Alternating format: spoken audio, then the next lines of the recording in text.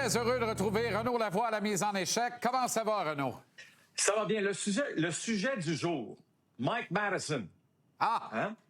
Mais je sais que c'est pas dans nos sujets à nous. Ben, allons-y. Mais avant de rentrer en ondes, je me disais, bon, je vais quand même le glisser à mon ami Jean-Charles. Mike Matheson, un de ses grands amis dans la Ligue nationale, selon toi?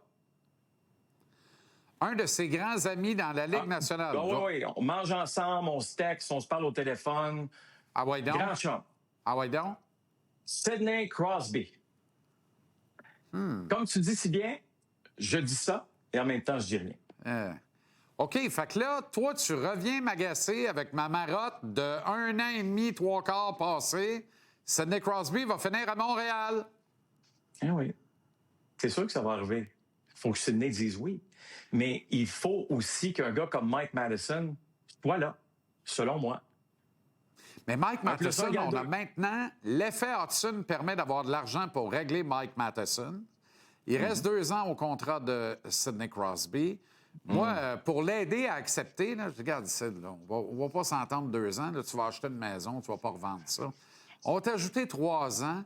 On va te les payer comme tu mérites d'être payé. On va te les payer, on a de l'argent. On va te le donner. On va t'ajouter 3 ans. T'en viens à Montréal, on va gagner au moins une Coupe Stanley, peut-être 2. Le Canadien, finalement, là, tu sais, on disait, c'était utopique il y a 1 an et demi. Il ne viendra pas à Montréal parce qu'il veut gagner une Coupe Stanley. Là, ça se peut qu'il vienne à Montréal parce qu'il veut gagner une Coupe Stanley.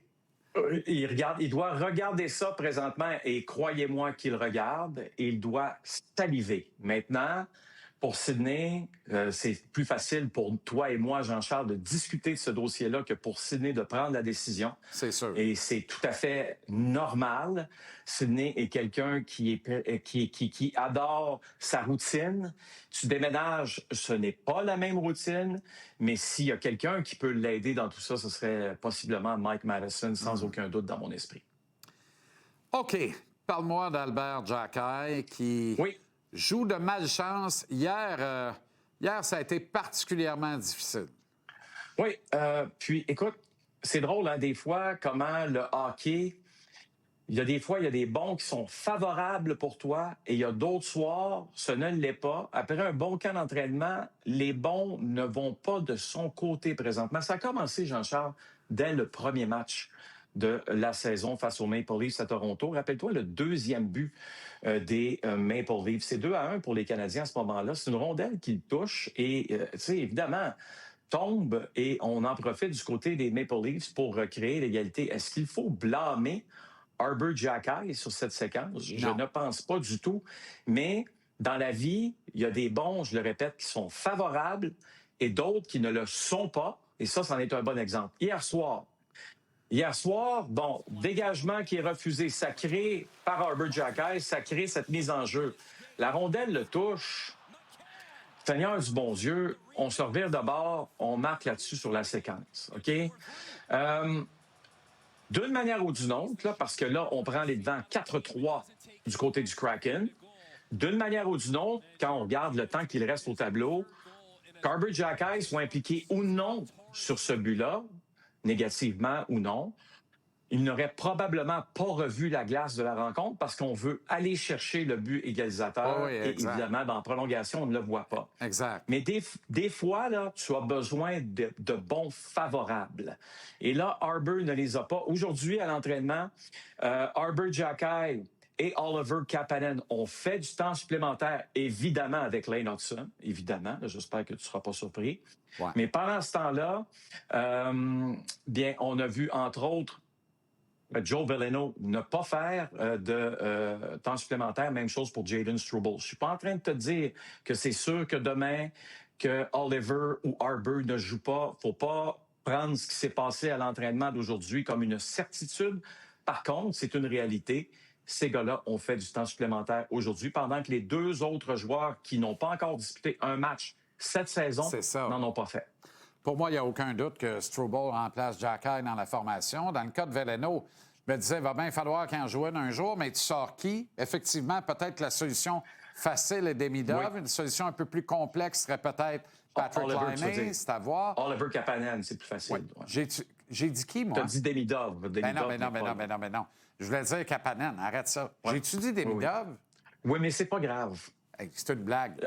Non, mais le pire là-dedans, c'est que toi et moi, on est dans un certain groupe d'âge où on commence à oublier. Arrête-moi ça, là. Le groupe d'âge. OK, correct.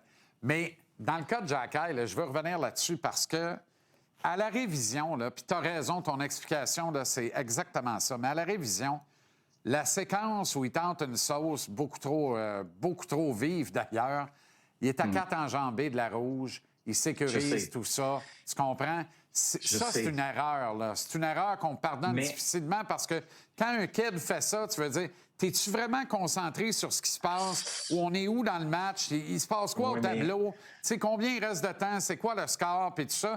Puis quand la rondelle le frappe, là, après la remise en jeu perdue, là, il dérobe sur sa gauche. Ta job, là, c'est de rester dans le slip coquille du gars que tu surveilles. Je sais, mais les dieux... Des fois, là, Jean-Charles, là, c'est comme n'importe quoi, OK? Ceux qui jouent... qui pratiquent un sport qui nous regarde présentement. Puis je me fous du niveau où vous jouez. Ça peut être dans une ligue de garage. Vous pouvez jouer élite. Il y a des journées que tu es un king sur la glace, puis pourtant, tu n'as absolument rien changé. Puis 2 jours plus tard, tu finis à -3. Puis explique-moi pourquoi, OK? Ouais. Il y a des fois, tu as des séquences où les bons viennent de ton côté, il y a d'autres fois non. Sur la séquence dont tu parles où il ne traverse pas la ligne rouge pour faire le dégagement ou la passe vive dans le coin, ben en attendant, c'est toujours bien lui qui gagne la bataille dans le coin avec la rondelle et patine avec. Quand des fois, ça fonctionne, quand la rondelle ne roule pas pour toi, cette fameuse expression, qu'est-ce que tu veux que je te dise? C'est vrai, ça existe. OK, message de Martin Saint-Louis à Lane Hudson. Oui, hier, je voulais te parler de ça, mais on était évidemment pas mêlés, mais pris dans tous les dossiers de signature, Kent Hughes, Jeff Gorton. Mais c'est une image hier à l'entraînement, donc avant le match d'hier, où Martin Saint-Louis, à la fin de l'entraînement, a pris le temps de parler à Lane Hudson. Puis j'ai demandé à Lane c'était quoi le message de son entraîneur. Et il a dit simplement... ne change pas, demeure le même joueur. Et c'est pas parce que tu viens de signer une grosse entente que tu es automatiquement le sauveur de cette organisation. Bien au contraire, continue de faire ce que tu as à faire et les choses vont bien aller pour toi. C'est ce qu'on a vu dans le match d'hier soir pour Lane Hudson.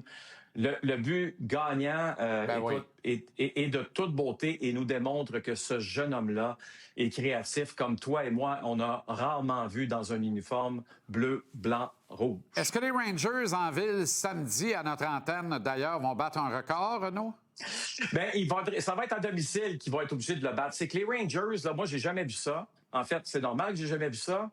Parce que la seule fois là, que les Rangers ont passé autant, ou qu'une équipe de la Ligue nationale a passé autant de temps à domicile sans marquer un but dans les premiers matchs, ce sont, vous trompez-vous pas, les Pirates de Pittsburgh. Je ne savais même pas qu'en 28-29, les Pirates de Pittsburgh avaient aussi un club de hockey. Oui, vous n'avez pas la berlue. Et on pourrait donc battre ce record. Je l'espère que non pour eux. En autant que ça ne débloque pas samedi, mais ça m'étonnerait à notre antenne. Canadien gagne tout le temps le samedi soir. À demain, Renaud.